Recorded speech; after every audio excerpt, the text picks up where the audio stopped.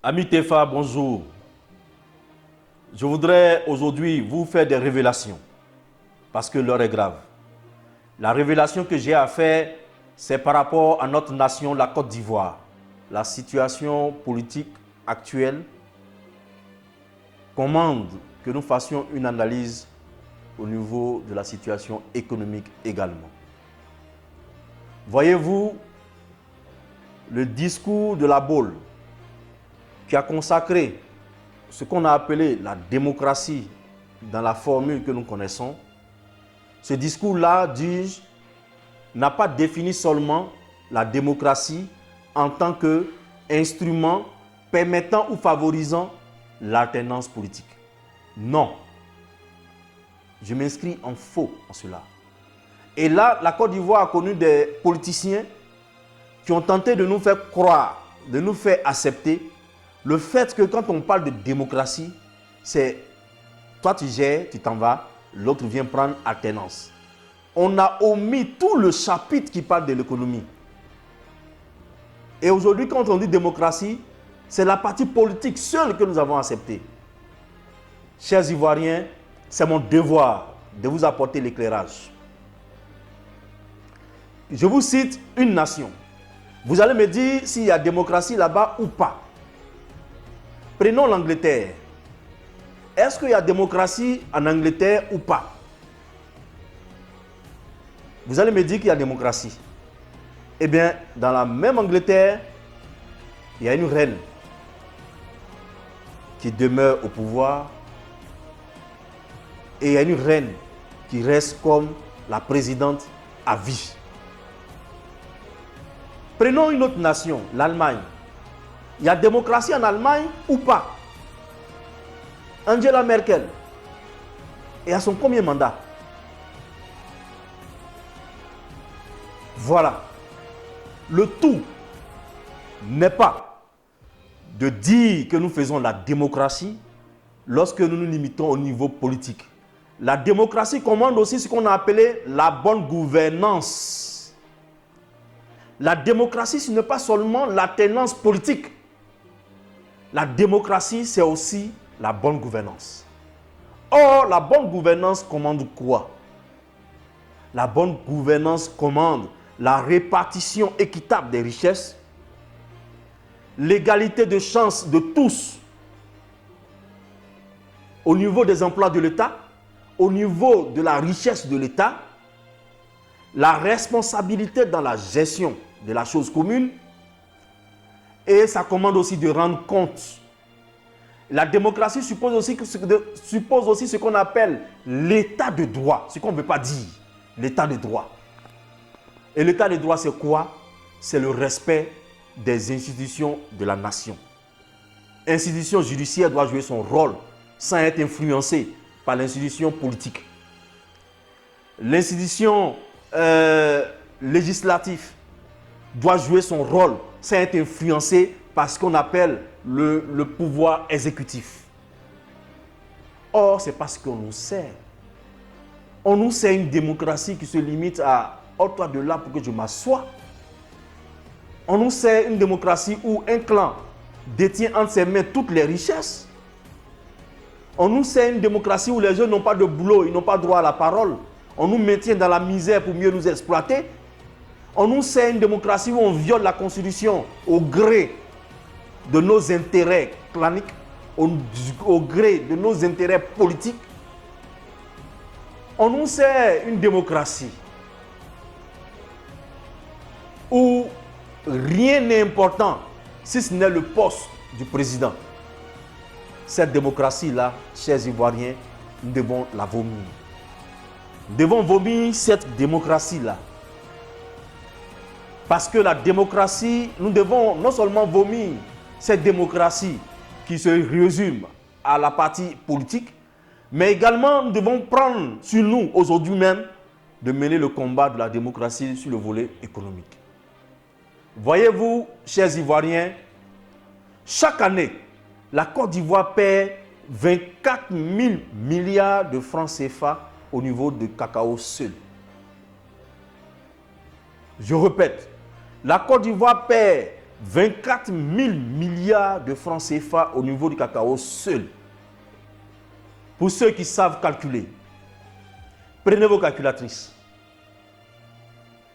Les experts dans le cacao, et même notre ministre de l'Agriculture lui-même le dit, la filière cacao regorge 100 milliards de dollars. Or, 100 milliards de dollars, c'est 60 000 milliards de francs CFA.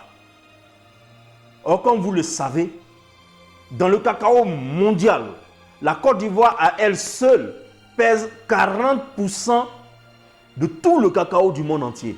Donc, ce qui veut dire que si nous partons non seulement de la production jusqu'à la transformation au fini de notre cacao, c'est-à-dire on produit les chocolats ici pour les vendre, notre quote-part représente 40% des 60 000 milliards de francs CFA. Faites votre calcul. C'est 24 000 milliards de francs CFA que nous perdons. L'anacade, nous sommes premier producteur mondial d'anacade. La Côte d'Ivoire perd 2400 milliards chaque année.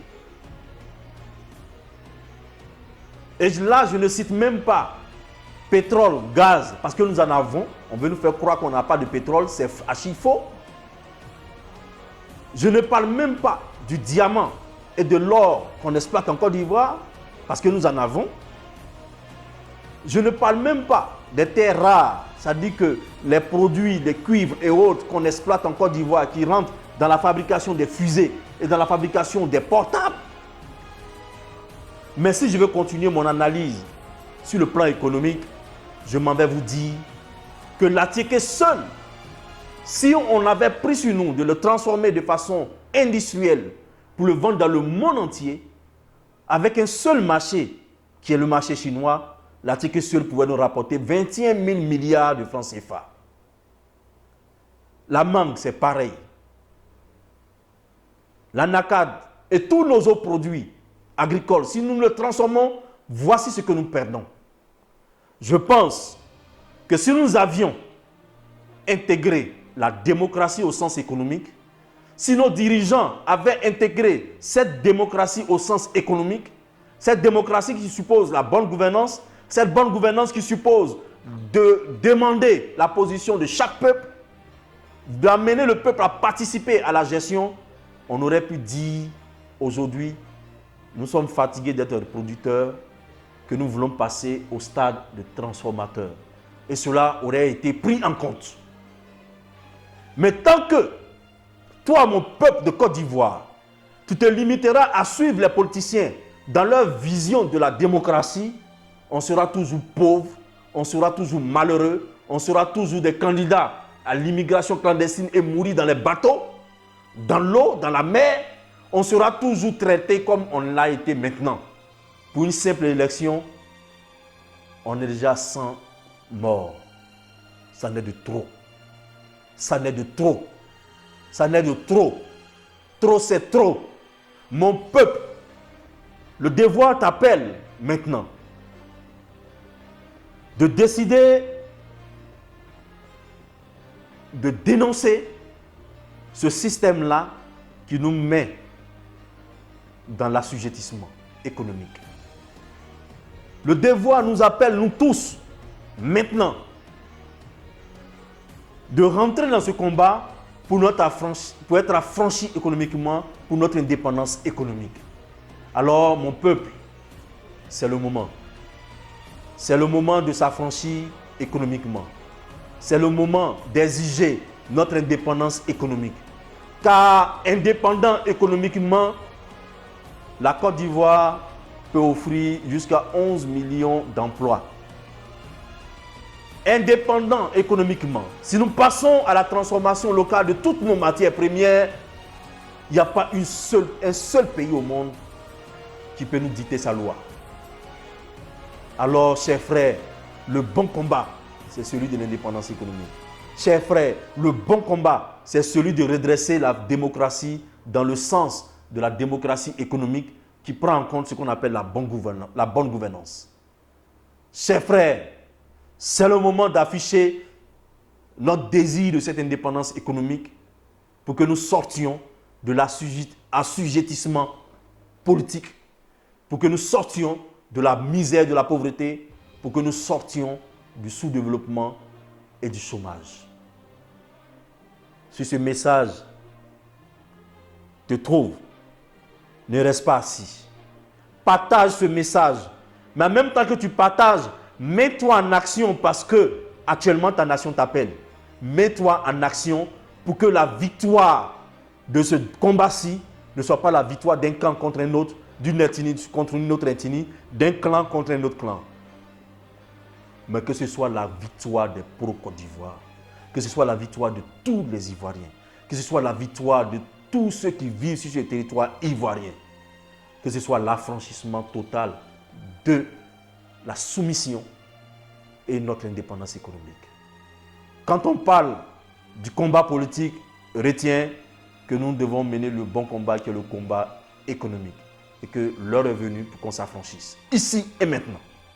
Merci beaucoup et prépare-toi, mets-toi en action pour ce combat. Merci.